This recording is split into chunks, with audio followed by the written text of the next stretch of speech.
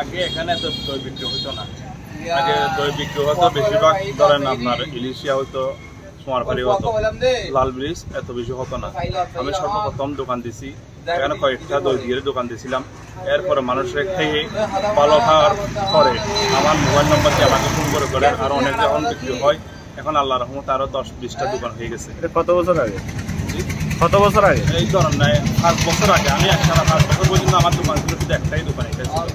এরপরে যখন বিক্রি হচ্ছে পরে আরো দোকান ধরেন কর্মসংস্থান আরো 2-4 জনে হয়েছে, আর পাইকারও বাড়ছে, মানুষের মহিষও আনছে, আনার পরে তারপরে দোকান হয়েছে আরো 2-4-10টা। এখন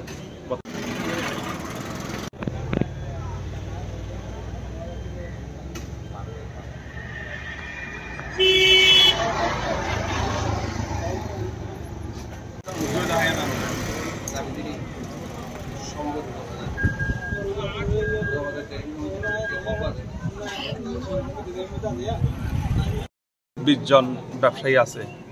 ধরেন একটা দোকানের মধ্যে আপনার আমাদের এখানে পাইকার আছে, একটা দোকানে 2-4 জন করে, তো টোটাল মিলিয়ে প্রায় 100 থেকে 200-300 মানুষের রিজিক এখানে।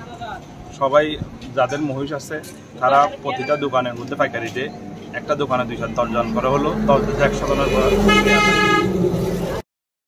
ধরেন আমাদের এখানে 10টা দোকান আছে, প্রতিটা দোকানের মধ্যে 10 জন করে হইলে 100টা মহিষের ইয়ে আছে,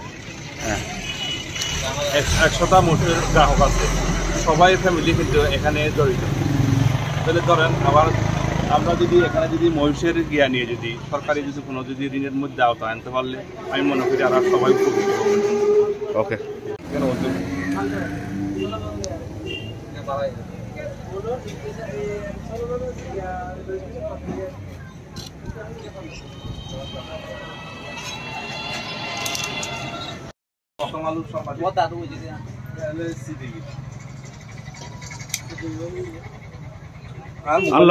মোবাইল নাম্বার দিয়ে করে দিন।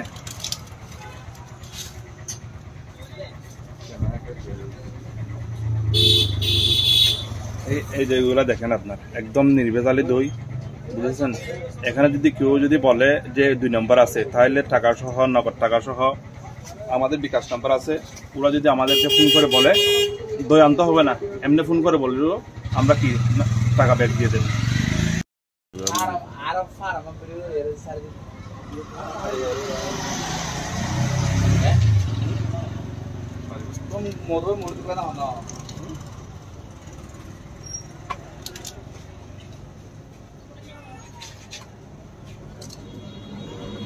লাল ব্রিজ, খাঁটি মহিষের দধি, এখানে কোনো ভেজাল নাই।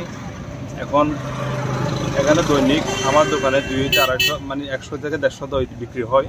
রোজা উপলক্ষে এখন আর বৃদ্ধি হয়, আগেও রোজার পরও দৈনিক 100 দই বিক্রি হয়। এখন পার পিস 250 টাকা করে চলে।